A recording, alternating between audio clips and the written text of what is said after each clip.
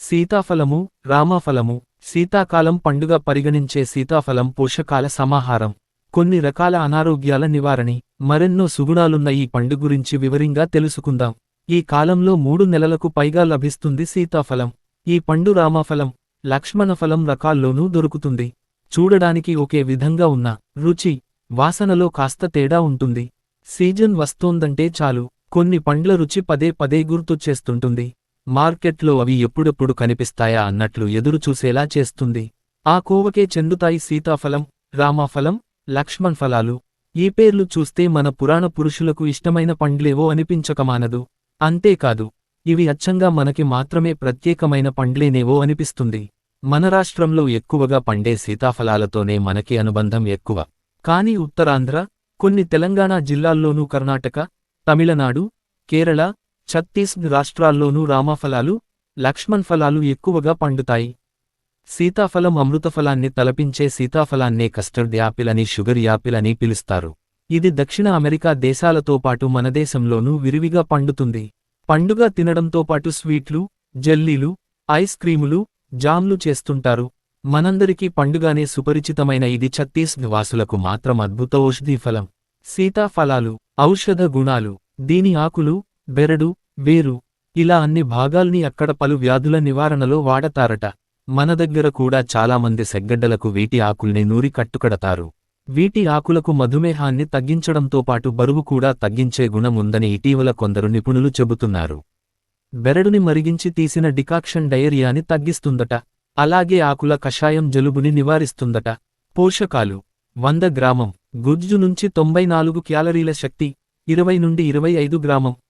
పిండి పదార్థాలు: 2.5 గ్రామం. ప్రోటీన్లు: 4.4 గ్రామం.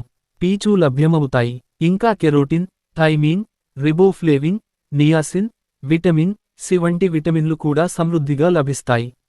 ఇలా మేలు ఈ ఫలాన్ని రసం రూపంలో కాకుండా నేరుగా తినడమే మంచిది. ఎందుకంటే గుజ్జు నోటిలోని జీర్ణరసాలను పెంచుతుంది. తద్వారా జీర్ణక్రియ వేగవంతమవుతుంది. పండు గుజ్జును తీసుకుని రసంలా చేసి, పాలు కలిపి పిల్లలకు తాగించాలి. సత్వర శక్తి లభిస్తుంది. ఎదిగే పిల్లలకు రోజూ 1-2 పండ్లు తినిపిస్తే మంచిది. బలవర్ధకమే కాదు, ఫాస్ఫరస్, కాల్షియం, ఇనుము లాంటి పోషకాలు ఎముకల పరిపుష్టికి తోడ్పడతాయి. మలబద్ధకంతో బాధపడేవారికి ఈ పండు దివ్యౌషధంలా పనిచేస్తుంది. రోజూ తినగలిగితే ఎంతో మార్పు కనిపిస్తుంది. హృద్రోగులు, కండరాలు, నరాల బలహీనత ఉన్నవారు దీన్ని అల్పాహారంగా తీసుకుంటే ప్రయోజనం ఉంటుంది. డైటింగ్ నియమాలు పాటించేవారు సైతం ఈ ఫలాన్ని నిరభ్యంతరంగా స్వీకరించవచ్చు. పండులోని సల్ఫర్ చర్మవ్యాధుల్ని తగ్గిస్తుంది. సీతాఫలం గుజ్జు శరీరంలోని క్రిములు, వ్యర్థ పదార్థాలను వెలుపలికి పంపించి వేస్తుంది. పండే కాదు, ఒక్క సీతాఫలం పండే కాదు, ఆకులు ఉపయోగపడతాయి. ఆకుల్లోని హైడ్రోస్థెనిక్ ఆమ్లం చర్మ సంబంధ సమస్యల్ని తగ్గిస్తుంది. ఆకుల్ని మెత్తగా నూరి, కాస్త పసుపు కలిపి, మానని గాయాలు, గజ్జి, తామర ఉన్న చోట పూతగా రాస్తే సరిపోతుంది.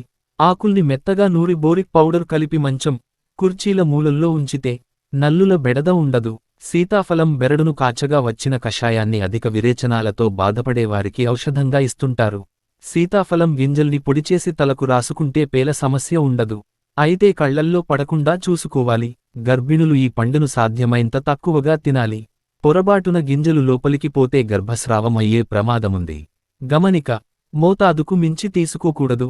కడుపులో మంట, ఉబ్బరం బాధిస్తాయి. అలాంటప్పుడు వేడినీరు తాగిన, అరచెంచా వాము లేదా ఉప్పు నమిలినా ఉపశమనం లభిస్తుంది. మధుమేహ వ్యాధిగ్రస్తులు, ఊబకాయులు ఈ పండ్లను వైద్యుల సలహాతో తీసుకోవాలి. జలుబు, దగ్గు, ఆయాసం, ఎలర్జీ సమస్యలో బాధపడేవారు సీతాఫలాన్ని పరిమితంగా తీసుకోవడం మంచిది. సీతాఫలంలో C vitamin, calcium, phosphorus, potassium, magnesium సమృద్ధిగా లభిస్తాయి. నోటిలో జీర్ణరసాలను ఊరేలా చేసే శక్తి అధికం ఈ పండుకు. ఇందులో ఉండే మెగ్నీషియం శరీరంలోని కండరాలకు విశ్రాంతినిస్తుంది. గుండె ఆరోగ్యాన్ని పరిరక్షిస్తుంది. కాల్షియం ఎముకల పటుత్వాన్ని పెంచుతుంది. పీచు పదార్థాలు మలబద్ధకంతో బాధపడేవారికి మంచి మందు. ఇన్ని లాభాలున్న మధుమేహ రోగులు వీటికి దూరంగా ఉండటమే మేలు. ఎందుకంటే వీటిలో ఉండే చక్కెరల శాతం చాలా ఎక్కువ. ఉబ్బసం రోగులు వైద్యుల సలహా తీసుకుని తినాలి. సీతాఫలాలను ఖాళీ కడుపుతో తినకూడదు. భోజనం చేశాకే తినాలి. తిన్నాక మంచినీళ్లు ఎక్కువగా తాగాలి. సీతాఫలం, కస్టర్డ్ యాపిల్ ఒక పండు. ఇది వర్షాకాలం తరువాత విరివిగా దొరుకుతుంది. చిన్న వృక్షం, నిశితాగ్రంతో దీర్ఘవృత్తాకారం లేదా దీర్ఘచతురస్రాకారంలో ఉన్న సరళ పత్రాలు. కాండాగ్రాలలో గాని, పత్రాభిముఖంగా గాని ఏర్పడిన ఏకాంత లేదా నిశ్చిత సమూహాలలో ఏర్పడిన ఆకుపచ్చని రంగుతో కూడిన తెలుపు పుష్పాలు. గుండ్రంగా ఆకుపచ్చగా, నొక్కులున్న సంకలిత ఫలం. బొద్దు పాఠ్యం అత్యధికంగా ఉత్పత్తి చేయు ప్రాంతాలు. ఇది చాలా దేశాలలో లభ్యమవుతుంది. వాటిలో భారతదేశం. ఇక్కడ ఆంధ్రప్రాంతములో శ్రీకాకుళం జిల్లా సీతంపేట మండలంలో ఈ ఫలములు అత్యధికంగా లభ్యమవుతాయి. ఇక్కడ నుండి కోల్కతా, విజయవాడ, రాజమండ్రి, విశాఖపట్నంకు ఎక్కువగా కొనుగోలు చేసి తీసుకుపోతుంటారు.